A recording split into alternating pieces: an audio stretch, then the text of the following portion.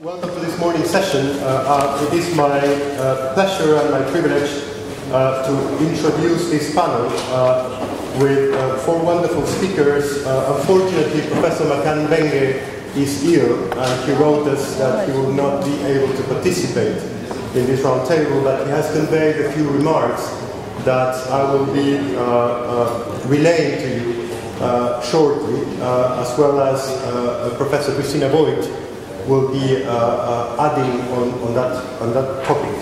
So let me briefly introduce each one of the speakers of this panel, and then I will start by relaying the remarks of Professor Mbengue. So Professor Mbengue from the University of Geneva, he actually was involved in the preparation and drafting of the Secretary General's report on gaps relating to the Global Pact. Professor Jan Kerbrat from this house, who needs no presentation here, of course, and Professor Kerbrat is going to be talking about effective implementation of environmental law. Then Professor Christina Voigt from the University of Oslo, who is going to be talking about mitigation and remediation of environmental damage, and also about this issue of the global the report of the Secretary General of the Global Pact. Then on my right, Dr. Marie Jacobsen from the Ministry of Foreign Affairs in Sweden, who has been the Special Rapporteur on the issue of environmental protection in relation to armed conflict, and is going to be talking about environment in relation to armed conflict. And then Professor Nilüfer Oda, also from the International Law Commission and from BOT University in Istanbul, who is going to be talking about protection of specific groups, women, children, and communities. So we have a full program for this morning, and we have very little time. So what we're going to be doing broadly is each speaker will take between 10 to 15 minutes. Then we will open for questions. We will take a bunch of questions, and we will just give the opportunity to the panel to address them in a cross-cutting manner. Hopefully that will be the best approach. So let me briefly introduce the topic of Professor Mbengue, who wanted to talk about the report of the UN Secretary General. Of course, I read his remarks this morning, so I will try to relay them to the best of my ability, and hopefully I will not introduce too many of my own views on the report. But that is very difficult because things tend to mix up in my head, particularly after a late evening. But the thrust of Professor Mbengue's presentation is essentially that the report went beyond the mere fact of identifying the gaps, and he used a very nice metaphor probably relating to his condition this morning, which is the fact that when you go to see the doctor, typically you go for one issue and the doctor finds many others. And that is essentially what happened probably with the report. Apparently what was to be an analysis of gaps ended up being a comprehensive analysis of deficiencies and shortcomings in international environmental law. And essentially the report identifies four main shortcomings. The fact that there is no common framework, and we know that.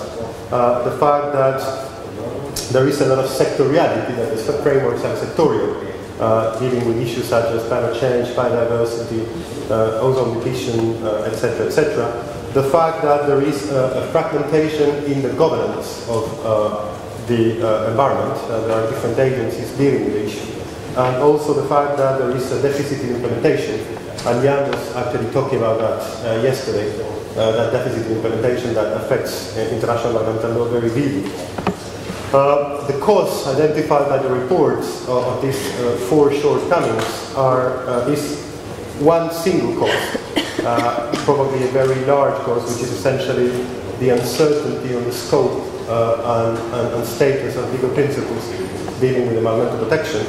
And Professor Mbengue also adds another dimension which is very important, and that was less taken into consideration in the report. It's interesting to see that one of the drafters of the report is criticizing the report, so it's always fun to see it from inside.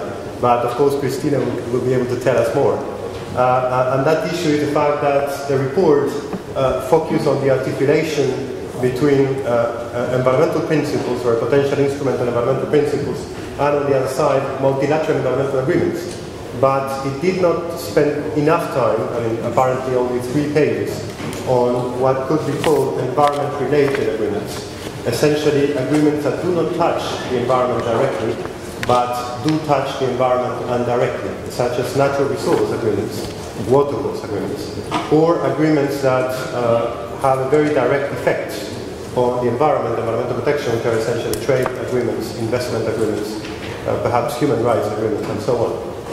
So that issue is not fully developed, and Professor Mbengue uses an interesting terminology there, and he says that this is not only about articulation between general principles and more specific sectorial agreements, but this is really about law-making contra lege, so essentially doing law, making law, drafting law that goes against the protection of the environment. I mean, I've been working for 15 years on environment and investment, and I could not agree more, essentially.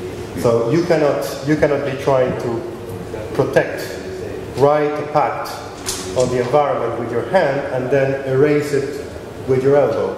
That is an Argentine expression. I mean, this morning I'm feeling very Argentine because I have to speak about, later today I have to speak about the principle of common but differentiated responsibilities, and have to use my casquette of a third world country. So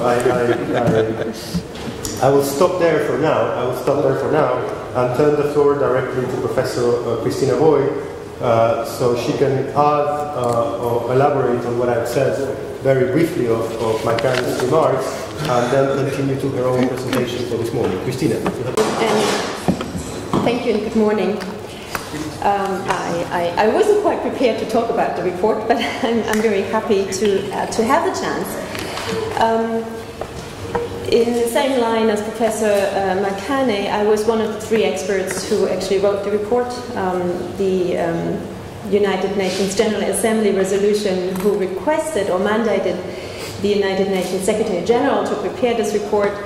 Of course, that meant that the Secretary General doesn't write the reports himself. He asked the United Nations Environmental Programme to help him, and they looked for experts, and they found the 3 of us, and gave us very little time and very little space to comply with the request in the General Assembly. And it's important to know what the resolution actually asked the Secretary General to do, because it requested the Secretary General to issue a technical and expert-based report that identifies and assesses possible gaps in international environmental law and environment-related instruments with a view to strengthening their implementation. That was the mandate, and that was something we had to work with it. That was also the first thing we actually did, was to decide what does the mandate mean, especially what does it mean that there is a gap. And as Makane said and Jorge referred to, we took a very broad interpretation to the word gap. It's not just areas where there is no law at all, lacunae, but we decided that it would be a broad interpretation that also focuses on indeficiencies and ineffective areas of international environmental law. The second aspect of broadening or taking a broad interpretation to the mandate was to decide what environment-related instruments means. Now, apparently, some believe that this would be instruments that are related to the environment, but are not legally binding, such as, for example, the Rio Declaration or Stockholm Declaration. We took a very different view. We thought environment-related instruments relates to legally binding treaties that have other objectives than environmental protection, but have some sort of overlap or connection to environmental protection. For example, international trade law, international investment law, human rights law, and so forth. And the third aspect of where we took a fairly broad interpretation to the mandate is that we also included here and there some recommendations. That was really, really, really difficult because, as I said initially, we were only asked to identify and assess gaps. But we were not really asked to provide any recommendation on how to address those gaps. So we had to sneak them in here and there, and that was not very easy, but we tried. Now, the gaps that we identified can be broadly captured in 6 categories. The first category is what I call blank spots. These are areas in international environmental law that per today don't have any legal regulation, where we don't have custom and we don't have treaty law. There are very few parts in the report that actually deal with these blank spots. There are reasons for that, but we do mention certain areas where maybe legal development and further negotiations is necessary. For example, the conservation protection of forests, where we don't really have a legally binding instruments, pollution of marine areas by land-based plastic debris. There's a lot of talk being done, but we don't have a legally binding instrument. Protection of soils, regulation use of pesticides, regulation of noise pollution, human right to biological diversity, for example, it's a very new aspect, regulation of nanomaterials. So we mention these things, but only in between the lines, really. The second aspect deals with principles, and of course that is closest to our hearts. We did not spend the entire report on principles because it was much more than that, but we do go through a number of principles that are well established, but where either the status or the content and the content are somewhat uncertain. We also include principles that are not yet well developed in international treaty law, and I think we allocated about 5-6 pages to those principles. And as a conclusion and a recommendation to that section on principles, we do say that, or we do suggest that a comprehensive and unifying international instrument may be needed. But it also has to be seen in connection with the clear warning that any codification of principles should not undermine the dynamic development of principles. It should not set them in stone, and it should not constitute any backsliding or regression from already established principles in specific and issue-specific international environmental agreements. This is a very important statement and also corresponds to the requirement in the resolution by the United Nations General Assembly that the process towards a global pact for the environment should not undermine existing relevant legal instruments and frameworks and relevant global, regional and sectoral bodies.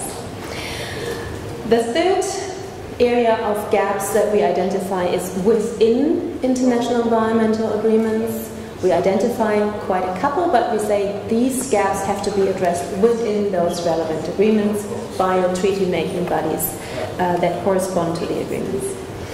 The fourth area of gaps is what Makane pointed to, gaps between international environmental law and other international law, between international environmental agreements and international trade law, investment law, because there's a lot of friction. There are possibilities for overlap, for a widening gap that we see in some areas. We see some intersections where we see very little synergies, very little harmony between international environmental obligations and other international obligations. So we say there's a huge potential for working on creating better harmony and better normative relationships between international law, international environmental law, and other international law.